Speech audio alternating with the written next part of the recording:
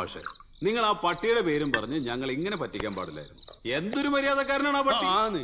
ഞങ്ങൾ ഇങ്ങോട്ട് കയറി വരുമ്പോ തല പൊക്കി നോക്കുപോലെ ചെയ്തില്ല. അതിനല്ലേടോ ഇവൻ നമ്മളെക്കാളും വലിയ കീടമാ അവൻ. ഒരു കോട്ടടകത്ത് എന്ന പിന്നെ കൃത്യം 8 മണിക്കൂർ കാൽ പോലായി കിടന്നുറങ്ങും. ബീവറേജ് കോർപ്പറേഷന് സമ്പൂർണ്ണ മദ്യനിരോധനം വന്നാ പിന്നെ എന്റെ കാര്യം നിങ്ങൾ മറന്നേക്ക്. അതുകൊട്ടെ ഇതെന്തിനീ ടൈം പീസ്? കൃത്യസമയത്ത് കൊടുത്തോളണം. 5 മിനിറ്റ് തെറ്റി അപ്പ തലവെക്കും, പിന്നെ പിടിച്ചാ കിട്ടില്ല. അല്ല മാഷെ, നിങ്ങളെ ഭാര്യങ്ങാൻ ഇപ്പൊ ഇങ്ങോട്ട് കേറി വരുമോ? അവളുടെ അമ്മയ്ക്ക് നല്ല സുഖമില്ല, നാളെ രാവിലെ എത്തൂ. ആണോ? എന്നാ പിന്നെ അമ്മക്ക് അടിച്ചങ്ങോട്ട് പൊളിക്ക അല്ലേ? പിന്നെ ആ തമ്പിയും സേവിയറും ഇല്ലാണ്ട് പോയല്ലോ. ഇന്നലെ കൂടി സാറിന്റെ വീട്ടില് 2 പോലീസുകാർ വന്നിട്ട് പോകുന്നത് കണ്ടല്ലോ. വനിതാ കമ്മീഷനാ. ഇപ്പത് ശീലായി. എന്റെ കുട്ടി സാറേ, ഈ ഒടിഞ്ഞ വക്കീലിന്റെ വാക്കും കേട്ടോണ്ടിരുന്ന നിങ്ങളുടെ ജീവിതം കുട്ടിച്ചോറാകും. തൽക്കാലം ഒരു കോംപ്രമൈസ് ആയിരിക്കും ബുദ്ധി.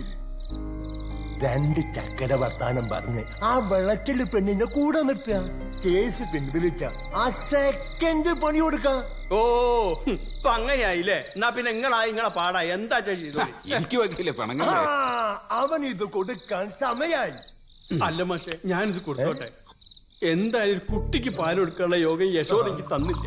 ഒരു പട്ടിക്കെങ്കിലും കൊടുക്കാലോ. അവിടെ നിൽക്ക്.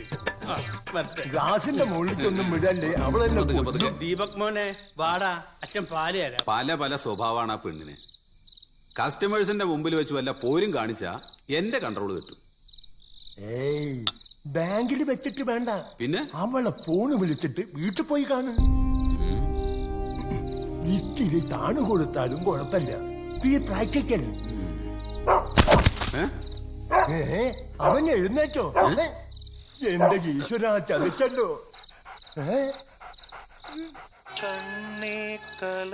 മാഷേ, പട്ടിയുടെ മദ്യം വക്കീൽ പിടിച്ചു. കിടക്കണ കിടപ്പ്. ഈശ്വര, ഞാൻ ഇനി എങ്ങനെ പോട്ടെ? വക്കീൽ എങ്ങനെ പോട്ടെ?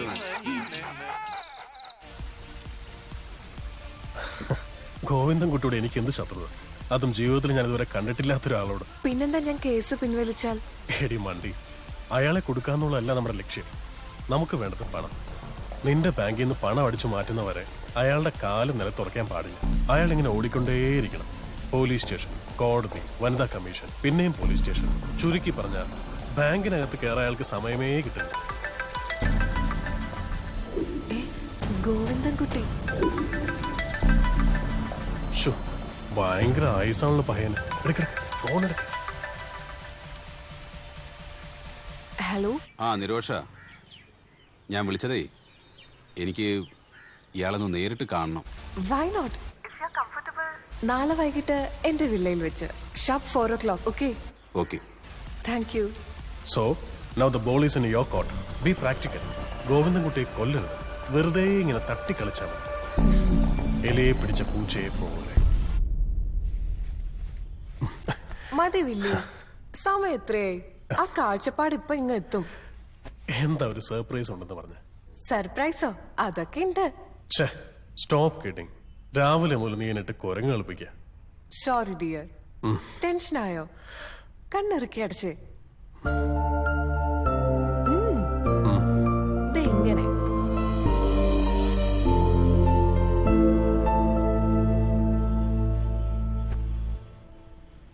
ഇനി കണ്ണു തുറന്നോ.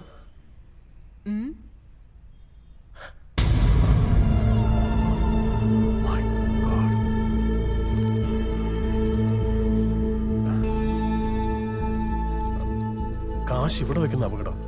I will keep it with me. പിന്നീട് ഒരു ജോയിന്റ് അക്കൗണ്ട് ഉണ്ടാക്കി അതിലേക്ക് ട്രാൻസ്ഫർ ചെയ്യാം. Okay? Okay. Bye. Bye Willy.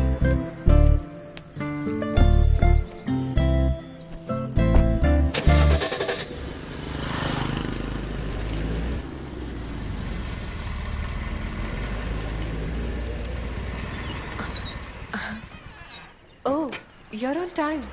എന്താ സർ, അത്യാവശ്യമായിട്ട് കാണണമെന്ന് പറഞ്ഞത്? കാര്യമുണ്ടോ? എനിക്ക് അകത്തോട്ടിരിക്കാമോ? Why not?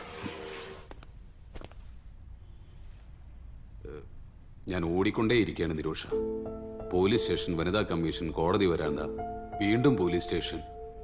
സർ, ഞാൻ തെറ്റുപറ്റിയിട്ടുണ്ട്. അന്നേരത്തെ ദേഷ്യത്തിന് ഞാൻ എന്തൊക്കെയോ പാടില്ലായിരുന്നു. പിന്നെ തെറ്റ് ചെയ്യാത്ത മനുഷ്യരില്ലല്ലോ. സാർ എന്നെ എന്തോരം വേണമെങ്കിലും വഴക്ക് പറഞ്ഞോ, പക്ഷെ കസ്റ്റമേഴ്സിന്റെ മുന്നിൽ വെച്ച് അതെനിക്ക് സഹിക്കില്ല.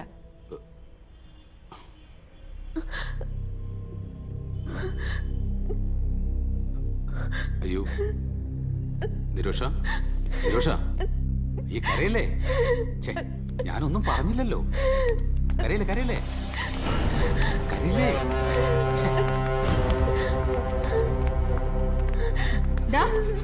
നീ എന്ത് ചെയ്തടാ ഞങ്ങളുടെ കുഞ്ഞിനെ? മാഡം ഒന്നുമില്ല, സാറ് വെറുതെ. നീ ഒന്നും മിണ്ടരുത്. നീ ഒറ്റ ഒരുത്തി അവനെ ഇത്രയും വഷളാക്കിയത്. കംപ്ലൈന്റ് ഒപ്പിട്ട് തരാൻ വലിയ പാടായിരുന്നല്ലോ നിനക്ക്. ഇപ്പൊ കളിച്ച് കളിച്ചവൻ വീട്ടിൽ കയറി കളിക്കാൻ തുടങ്ങി. മാഡം, ഞാൻ പറയുന്നൊന്ന് കേൾക്ക്. ഞാൻ ആരും ഉപദ്രവിക്കാൻ വേണ്ടി വന്നൊന്നുമല്ല. പിന്നെ എന്തിനാളില്ലാത്ത സമയത്ത് നീ ഇവിടെ വന്നു? ആ, അതൊരു പെൺകുട്ടി ഒറ്റയ്ക്ക് താമസിക്കുന്നിടത്ത്. ഞാനൊന്ന് പറയട്ടെ. നീ ഇനി ഒന്നും പറയണ്ട, കേട്ടെടുത്തോളം മതി. അയ്യടാ, കശാപ്പുകാരന്റെ ഒരു സുവിശേഷം. പിടിക്കപ്പെട്ട പോലെ വേഷം കെട്ട് കണ്ടില്ലേ? വിളിക്കടി പോലീസിനെ. ഈ പെണ്ണുങ്ങൾ എന്ത് ഭാവിച്ച? നിരോഷ ഒന്ന് പറയേ. നീ ഒന്നും പറയണ്ടടാ. എന്ത് ചെയ്യണമെന്ന് ഞങ്ങൾക്കറിയാം.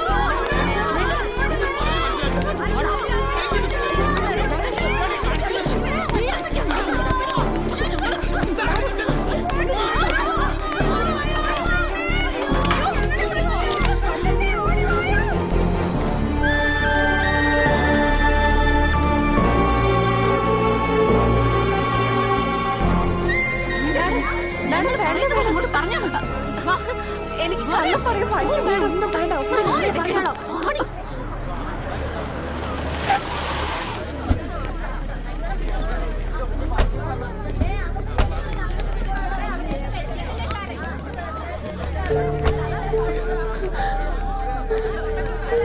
വണ്ടി കയറടാ.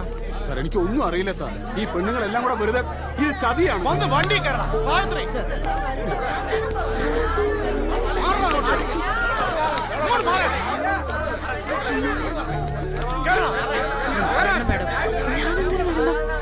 ചെറിയൊരു ഫോർമാലിറ്റി, മെഡിക്കൽ ചെക്കപ്പ്, ഒരു സ്റ്റേറ്റ്മെന്റ് കൂടി എടുത്തിട്ട് അപ്പൊ തന്നെ വിട്ടേക്കാം. ചെല്ല മോളെ, ഞങ്ങളൊക്കെ ഇല്ലേ കൂടെ? അവര് പറഞ്ഞില്ലേ ജസ്റ്റ് ഫോർ ഫോർമാലിറ്റീസ്. ഗംഗേ, നീ കൂടെ ചെല്ലും. മോക്ക് പേടിയാ, ആദ്യമായിട്ടാണേ, അതുകൊണ്ടാ. ചെല്ലു ഒരു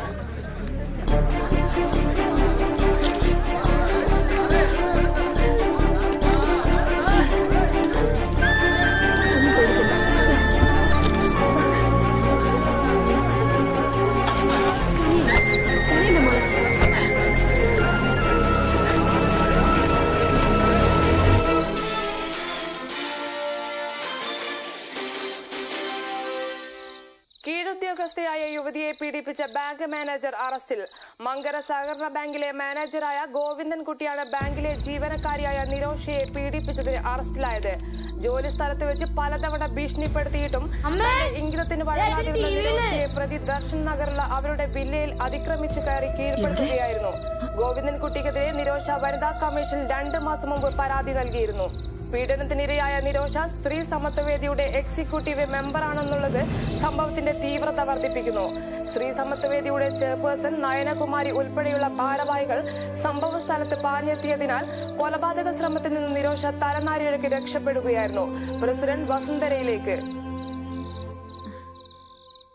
ഈ റേപ്പ് ചെയ്യപ്പെട്ട പെൺകുട്ടി നിരോഷ, ഞങ്ങൾക്ക് അവള് മോളെ പോലെയാ. ഞങ്ങൾ എത്തിയത് കാരണം അയാൾക്ക് അവളെ കൊല്ലാൻ കഴിഞ്ഞില്ല. പക്ഷേ അവൾക്ക് വിലപ്പെട്ടതെല്ലാം നഷ്ടപ്പെട്ടില്ലേ? ഇനി അവള് ചത്താലെന്ത്, ജീവിച്ചാലെന്ത്? പീഡനത്തിനിരയായ നിരോഷയെ പിന്നീട് വൈദ്യപരിശോധനയ്ക്ക് വിധേയയാക്കി.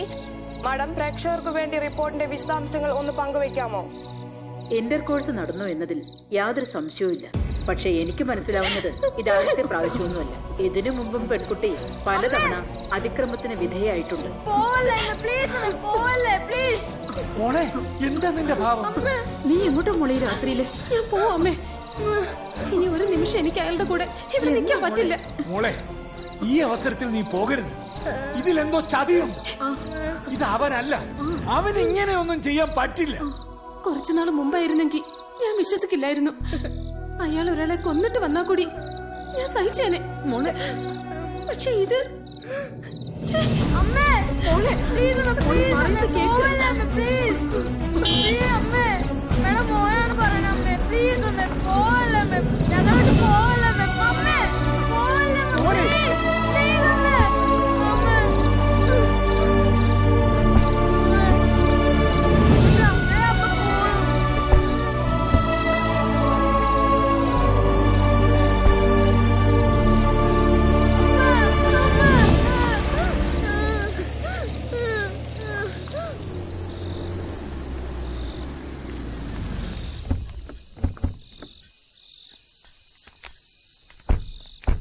ഒരു കണക്കിന് ഒരു അഡ്മിഷൻ ഒപ്പിച്ചെടുത്തു.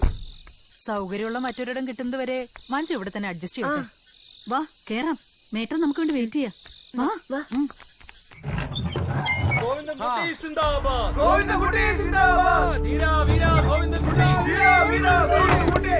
മോനെ ഗോവിന്ദൻകുട്ടി